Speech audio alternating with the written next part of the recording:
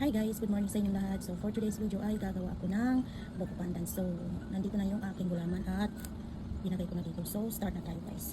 So ang una kong ilalagay is yung makapuno. So ayan, meron akong makapuno na binili, 2 piraso. Tapos halo-halo ko lang dito. Lalagay ko lang. Masarap ito guys. Ito yung lahat kong inalagay sa tuwing gumagawa ako ng buko pandan. So ayan, 2 yung binili ko. So ito yung isa. Masarap ito siya.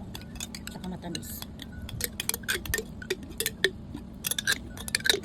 So yan, nalagay ko na siya, and then maglalagay ako ng condensed milk. So ayan yung aking condensed milk.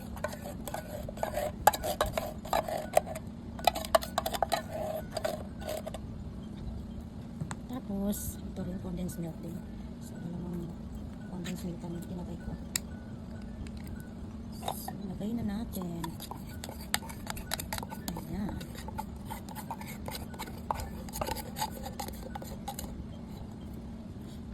And then, mayroon pa pala ditong natira yung ginamit namin doon sa shake na ginawa ko. So, ilalagay ko dito kasi sayang. Hindi naman nagagamit ito ulit. So, mas mabuti nilagay na lang dito. Tapos, ito yung gamit ko na cream. So, ang pangalan niya is Hala Cream. Lalagay rin natin ang Hala Cream. Yan. 2 lang yung natira guys kasi hindi ako nakabili, nakalimutan ko palang bumili. So yan, ito na lang yung nilalagay ko, 2. Ganyan siya guys. Tapos halo-halo rin lang. Ganyan, halo-halo. So ang gagamitin ko is yung malaki. So ayan na siya guys.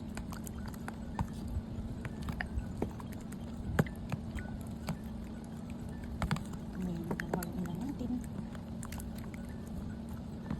Ganyan.